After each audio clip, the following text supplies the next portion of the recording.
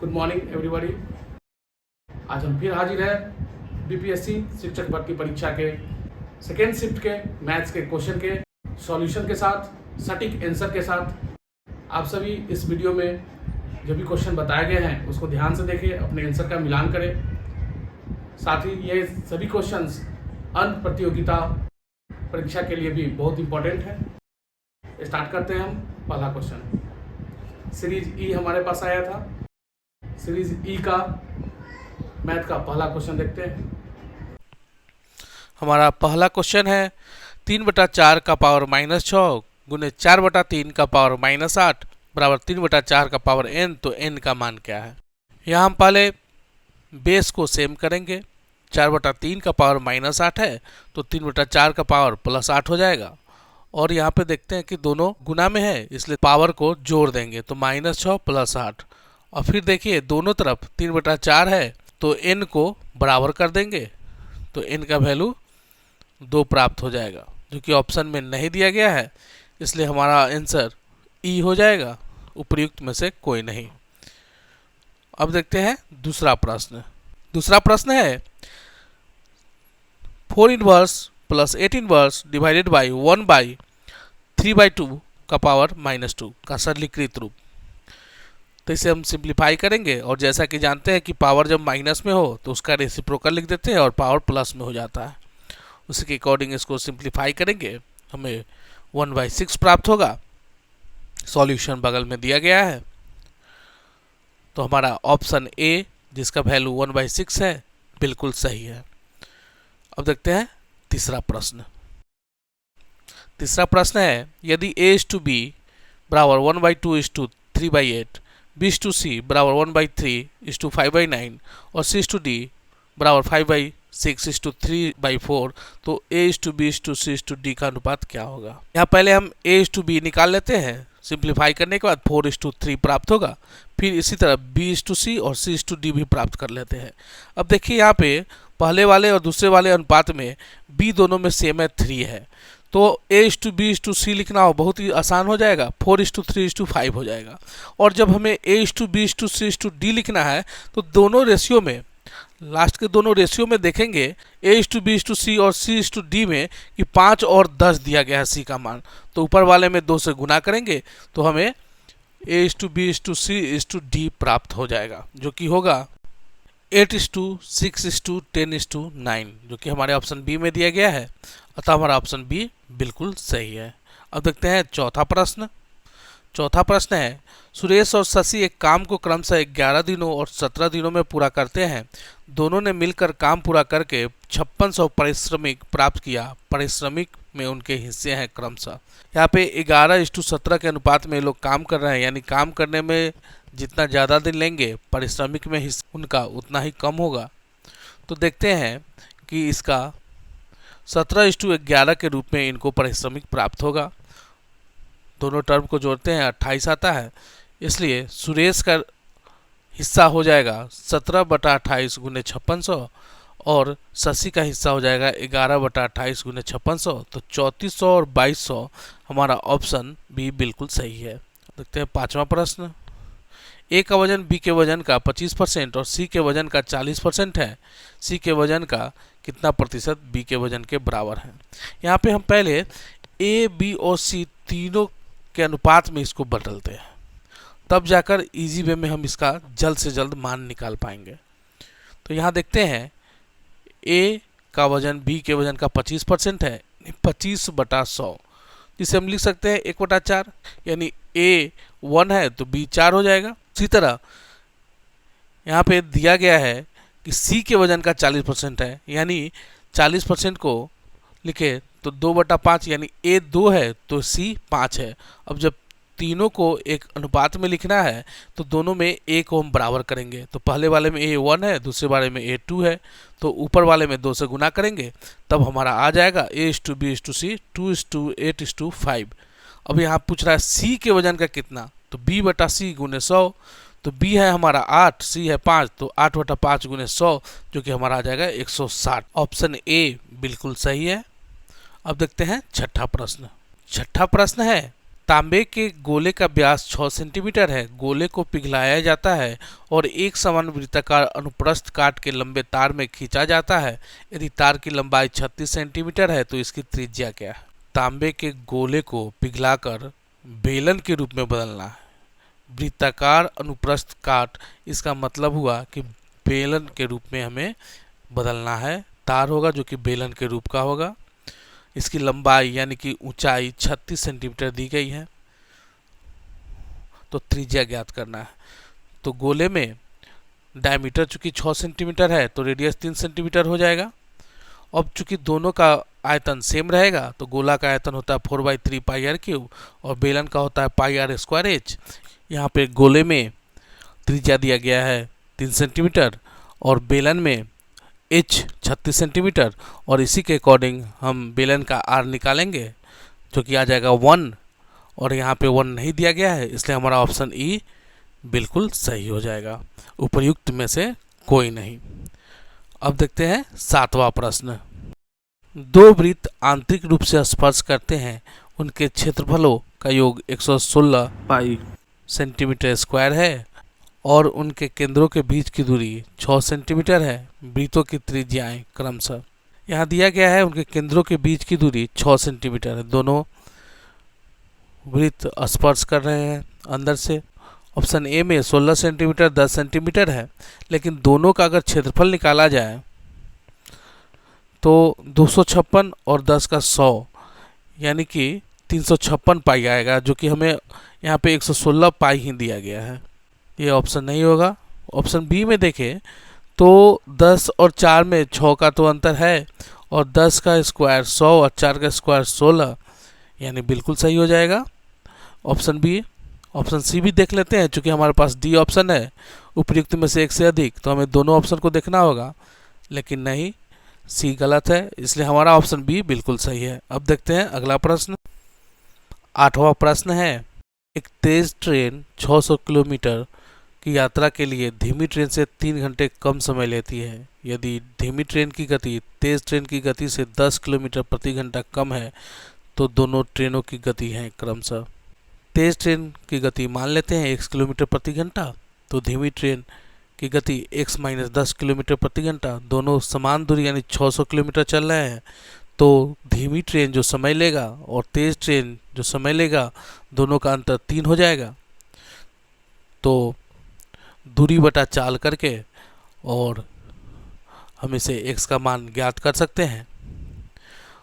चूँकि यह quadratic equation में आएगा तो x का 2 वैल्यू प्राप्त हो रहा है, एक x + 40 = 0 से, जो कि x - 40 माइनस में है तो अमान्य हो जाएगा, तो x बराबर जो 50 आया वह सही होगा।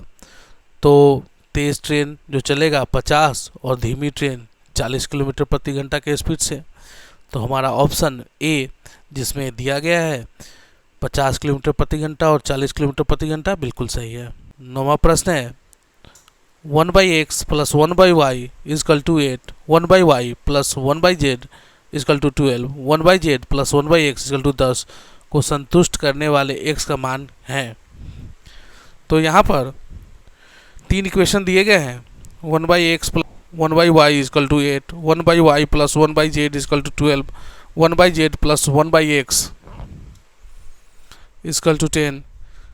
इस तीनों इक्वेशन को जोड़ेंगे तो हमें प्राप्त हो जाएगा, सब चीज़ 2 बार है तो 2 × 1/x + 1/y + 1/z = 30। इस इक्वेशन में से इक्वेशन 2 को घटा लेंगे तो 1/x प्राप्त हो जाएगा।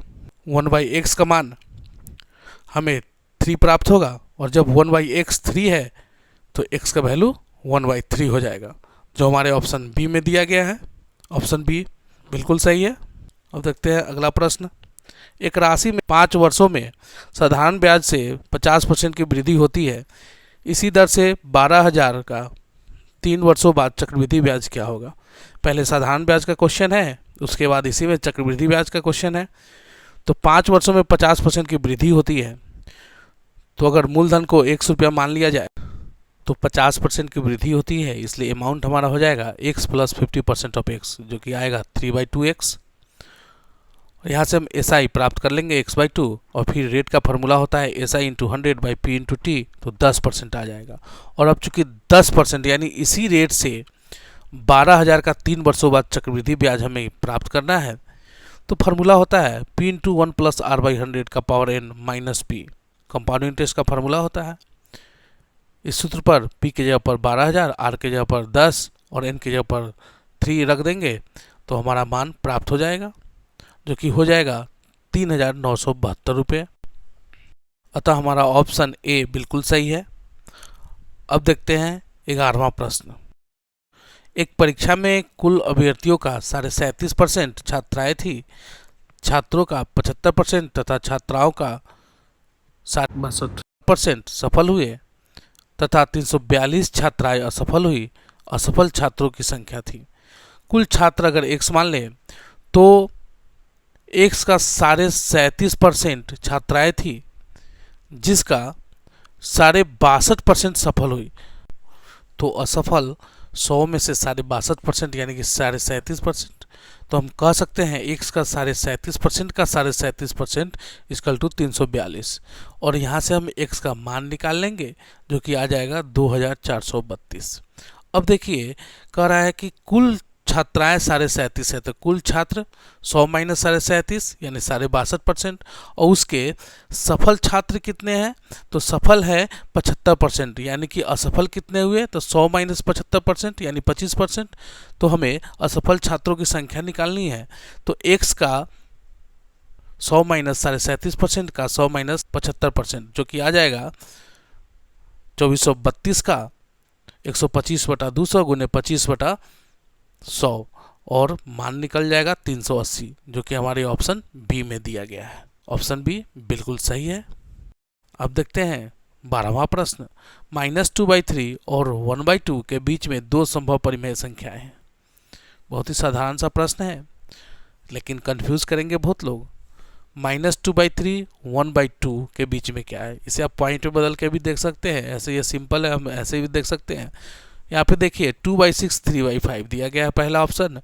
2/6 यानी 1/3, 1/3 तो बीच में होगा, लेकिन 3/5 बीच में नहीं होगा, चूंकि यह आधा से ज़्यादा है। 1/2 तक ही हमें लिखना है। ठीक इसी तरह देखिए यहाँ पे -2/6 और 2/6, यह दोनों इसके बीचों बीच होगा। -1/6 4/6, 4/6 भी बीच में नहीं होगा। अतः हमारा ऑप्शन बी बिल्कुल सही है। -2/6 और 2/6 इसके बीच में होगा। दोस्तों इस टाइप के क्वेश्चन को यदि कन्फ्यूजन है तो दशमलव में बदलेंगे और इसका मान निकाल सकते हैं, या फिर एक संख्या रेखा ड्रॉ कीजिए, उसे -2/3 1/2 को डिनोट कीजिए और उसके बीच ये सभी आने वाले संख्याओं को डिनोट कीजिए, पता चल जाए कौन बीच में आ रहा है, कौन इसके पहले और इसके बाद में आ रहा है। इस प्रकार भी हम इसका आंसर प्राप्त कर सकते हैं। यहाँ पे हमारा ऑप्शन बी बिल्कुल सही है, -2/6 और 2/6। अब देखते हैं 13वां प्रश्न। एक पिता की उम्र उसके पुत्र की उम्र की 5 गुनी है, लेकिन 15 वर्षों बाद उसकी उम्र उसके पुत्र की उम्र की 2 गुनी रह जाएगी। पिता की उम्र क्या है? यहाँ पुत्र की उम्र x वर्ष मान लेंगे तो पिता की उम्र 5x वर्ष। तो प्रश्न से कह रहा है 15 साल बाद, यानी दोनों में 15 जोड़ेंगे तो जो पुत्र की आयु होगी उस समय x + 15, उसमें 2 से गुना करेंगे तो पिता की उम्र के बराबर आएगी, जो 5x + 15 के। तो यहाँ से हम x का वैल्यू निकाल लेंगे। x का मान आ जाएगा 5, तो पिता की उम्र 5x वर्ष यानी कि 25 वर्ष, जो कि हमारे ऑप्शन बी में दिया गया है। 25 वर्ष बिल्कुल सही है। अब देखते हैं हम 14वां प्रश्न, क्वेश्चन नंबर 14। क्वेश्चन नंबर 14 है, नीलू 1 रुपये में 2 नींबू की दर से नींबू खरीदती है और इन्हें 3 रुपये में 5 नींबू की दर से बेचती है, इसका लाभ क्या है? यहाँ पे नींबुओं की संख्या को हम बराबर करेंगे। क्या करते हैं, 2 नींबू खरीद रही है और 5 नींबू बेच रही है, इस दर से दिया गया है। तो पहले हम मान लेते हैं कि 10 नींबू को खरीदा गया और 10 नींबू को बेचा गया। तो 2 नींबू 1 रुपया में, तो 10 नींबू 5 रुपया में, यानी सीपी हो गया 5 रुपया। ठीक उसी तरह 3 रुपया में 5 नींबू, यानी 10 नींबू 6 रुपया में, यानी सीपी हो गया 5 रुपया और एसपी हो गया 6 रुपया। तो लाभ हो जाएगा 6 - 5 यानी 1, बिक्रय मूल्य माइनस क्रय मूल्य। लाभ प्रतिशत हो जाएगा लाभ बटा क्रयमूल्य गुने 100, जो कि हमें आ जाएगा 20%, जो ऑप्शन सी में दिया गया है 20%। अब देखते हैं क्वेश्चन नंबर 15। एक विद्यालय में प्रत्येक विद्यार्थी या तो हिंदी या अंग्रेजी या दोनों लेता है। 50.8% हिंदी लेते हैं और 64.2% अंग्रेजी लेते हैं। यदि विद्यार्थियों की कुल संख्या 500 हो तो कितने विद्यार्थी हिंदी और अंग्रेजी दोनों लेते हैं। यहाँ पर पहले हिंदी वालों की संख्या ज्ञात कर लेते हैं, फिर अंग्रेजी वालों की, और चूंकि कुछ दोनों लेते हैं, दोनों का ज्ञात करना है, तो ये दोनों को जोड़कर 500 घटा देंगे तो हमारा हिंदी और अंग्रेजी दोनों लेते हैं प्राप्त हो जाएगा। देखते हैं हिंदी लेने वालों की संख्या 50.8% ऑफ 500, जो कि आ जाएगा 254, और इंग्लिश लेने वालों की संख्या 64.2% 500 का, जो कि आ जाएगा 321। तो हिंदी और अंग्रेजी दोनों लेने वालों की संख्या हो जाएगी 321 में 254 जोड़ेंगे और 500 घटा देंगे, जो कि हमें प्राप्त हो जाएगा 75। हमारे ऑप्शन नंबर सी में दिया गया है 75, बिल्कुल सही है ऑप्शन सी। अब देखते हैं क्वेश्चन नंबर 16। 16वां प्रश्न है x का power a into B minus C into X का power b into C minus A into X का power c into A minus B का मान क्या होगा। यहाँ देखें सबका बेस x ही है, गुना में है, तो पावर को जोड़ देंगे। तो a into B minus C plus B into C minus A plus C into A minus B करेंगे। तो पहले इसको ब्रैकेट का काम करते हैं, तो a इंटू बी माइनस सी हो जाएगा ए बी माइनस सी ए। ठीक इसी तरह आगे भी हो जाएगा B C minus A B और सी ए माइनस बी सी। अब देख रहे हैं ए बी प्लस में भी है माइनस में भी है, सी ए माइनस में भी है प्लस में भी है, बी सी प्लस में भी है और माइनस में भी है। इसको सिंप्लीफाई करने पे हमें 0 प्राप्त होता है। तो x का पावर 0, किसी भी चीज़ का पावर 0 रहता है तो हमें वैल्यू 1 प्राप्त होता है। हमारे ऑप्शन बी में दिया गया है 1, इसलिए 16 का आंसर हो जाएगा ऑप्शन बी। अब देखते हैं क्वेश्चन नंबर 105। बिना दोहराव के अंक 0, 1, 2, 3, 4 का उपयोग करते हुए कितनी 4 अंकीय संख्याएं बनाई जा सकती हैं। इसे हम इस प्रकार समझ सकते हैं 0, 1, 2, 3, 4 हमें 5 अंक प्राप्त है, लेकिन फर्स्ट स्थान पर हम ये पाँचों तो नहीं रख सकते हैं। अगर 0 रख देते हैं तो ये 4 अंकों की संख्या हो जाएगी। तो 0 को छोड़कर देखिए हम मात्र 4 अंक ही रख सकते हैं। और उसके दूसरे स्थान पे अगर कोई एक हम रख दिए, तो मान लिया कि 1 रख दिए, तो अब हम रख सकते हैं इसमें क्या 0, 2, 3, 4, यानी कोई 4 रख सकते हैं। अब ठीक तीसरे स्थान पर देखते हैं, जो दाहिने स्थान है वहाँ पे देखते हैं, तो क्या रख सकते हैं। 2 अंक हम रख दिए पहले, मेरे पास 3 अंक और बचे हुए हैं, 3 अंक रख सकते हैं। ठीक इसी तरह इकाई के स्थान पर क्या रख सकते हैं, 3 अंक हम रख दिए तो 2 अंक ही रख सकते हैं। इस तरह हम देखते हैं कि पहला स्थान पर इधर से यानी हजारवें स्थान पे 4 रख सकते हैं, फिर सैकड़ा वाले स्थान पर 4 अंक रख सकते हैं, दहाई वाले स्थान पे 3 अंक रख सकते हैं और इकाई वाले स्थान पे 2 अंक रख सकते हैं। यानी हमारा आंसर हो जाएगा 4 गुने 4 गुने 3 गुने 2, जो कि 96 हमारे ऑप्शन में नहीं दिया गया है। तो हमारा ऑप्शन ई उपर्युक्त में से कोई नहीं बिल्कुल सही होगा। 105 का आंसर हो जाएगा ई। अब देखते हैं अगला प्रश्न। दोस्तों हमने केवल मैथ्स के क्वेश्चन को ही सॉल्व किया है, जो भी मैथ्स के क्वेश्चन बुकलेट सीरीज ई में उसी को सॉल्व किया है। अब देखते हैं क्वेश्चन नंबर 108। एक व्यक्ति 4 बच्चों के बीच कुछ वस्तुओं को बांटता है। पहले बच्चे को कुल वस्तुओं का 1/2 मिलता है और दूसरे बच्चे को पहले बच्चे का 1/4 मिलता है, तीसरे बच्चे को पहले बच्चे का 3/4 मिलता है, चौथे बच्चे को कितना अंश मिलता है। इसे हम देख कर ही बता देंगे कि चौथे बच्चों को कुछ नहीं मिलेगा, लेकिन कैसे इसे हम समझते हैं। बताया जा रहा है कि पहले बच्चे को 1/2 मिलता है, यानी कि आधा भाग मिल गया। अब इधर देखिए एक बच्चे को उसी का 1/4 और फिर तीसरे बच्चे को उसी का 3/4 मिलता है, तो 1/4 और 3/4 जोड़ लेंगे तो यह हमें 4/4 यानी 1 प्राप्त हो जाएगा। यानी कि आधा का आधा तो इधर प्राप्त हो ही गया, तो अब समान बचा ही नहीं। संख्या लेकर देखते हैं, 16 मान लेते हैं। मान लें कि 16 वस्तुएं हैं मेरे पास, तो 16 का 1/2 यानी 8 दे दिए। अब 8 का 1/4 यानी 2 दे दिए और फिर उसका 3/4 यानी 6 दे दिए, तो 16 तो खत्म ही हो गया, तो वस्तुएं बचे ही नहीं, तो चौथा बच्चा को कुछ नहीं मिलेगा। ऑप्शन में दिया नहीं गया है, इसलिए ई ऑप्शन उपर्युक्त में से कोई नहीं बिल्कुल सही होगा। अब देखते हैं अगला प्रश्न। क्वेश्चन है, यदि वर्ग का क्षेत्रफल समबाहु त्रिभुज के क्षेत्रफल के बराबर है तो वर्ग की भुजा और समबाहु त्रिभुज की भुजा का अनुपात है। वर्ग का क्षेत्रफल का फॉर्मूला होता है साइड स्क्वायर और समबाहु त्रिभुज के क्षेत्रफल का फॉर्मूला है √3/4 भुजा का स्क्वायर। यहाँ पे हम वर्ग के भुजा को a से डिनोट करते हैं और समबाहु त्रिभुज के भुजा को स्मॉल a से डिनोट करते हैं। हमें a/a प्राप्त करना है। तो हम जानते हैं क्षेत्रफल के फार्मूला से a का स्क्वायर √3/4 a²। अब यहाँ से हमें चूंकि वर्ग के भुजा और समबाहु त्रिभुज के भुजा का अनुपात ज्ञात करना है, इसलिए इसको सिंप्लीफाई करते हुए क्रॉस मल्टीप्लिकेशन के सहायता से capital A by small a प्राप्त करते हैं, जो कि हो जाएगा √3/4।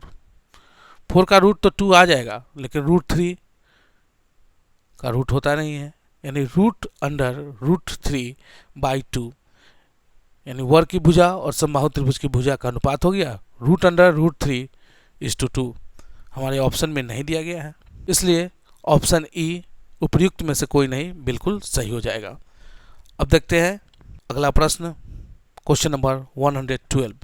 माना a बराबर 10 सेंटीमीटर, b बराबर 3 सेंटीमीटर और c बराबर 6 सेंटीमीटर है। निम्नलिखित में से कौन सा सत्य है? a, b और c त्रिभुज की भुजा है? नहीं, भुजा नहीं होगी, चूंकि हम जानते हैं नियम कि दो भुजाओं को जोड़ने पर जो योगफल आएगा तीसरी भुजा से बड़ा होगा। तो यहाँ पे 6 और 3 जोड़ रहे हैं 9, तीसरी भुजा 10 से छोटा है, इसलिए यह आंसर सही नहीं है। ए, बी और सी समकोण त्रिभुज बनाते हैं। जब त्रिभुज है ही नहीं तो समकोण त्रिभुज कहाँ से बनाएंगे? फिर है समद्विबाहु त्रिभुज नहीं, यानी कि हमारा ऑप्शन ई उपर्युक्त में से कोई नहीं बिल्कुल सही है। दोस्तों, उम्मीद करते हैं आज के जो भी क्वेश्चंस जो बुकलेट सीरीज ई के क्वेश्चन थे मैथ्स के, सभी आपको समझ में आ गया होगा और आपने अपना आंसर का मिलान कर लिया होगा। जो साथी आंसर का मिलान नहीं कर पाए हैं उनके पास इस वीडियो को पहुंचाएं, ज़्यादा से ज़्यादा शेयर करें। और यदि किसी क्वेश्चन में कोई डाउट रह गया हो, किसी आंसर में कोई डाउट रह गया हो, आप मेरे व्हाट्सएप नंबर पे जो यहाँ शो कर रहा है मैसेज करें, क्वेश्चन भेजें, हम सॉल्यूशन बनाकर आपके पास भेजेंगे। उम्मीद करते हैं आप सभी का परीक्षा बहुत बढ़िया गया हो, आप इनसे अपने आंसर को मिलान कर लें तथा उन लोगों के पास इसे शेयर करें जिन्होंने एग्जाम दिया था और उन्हें सटीक आंसर नहीं मिल पा रहा है। आज के लिए इतना ही, धन्यवाद।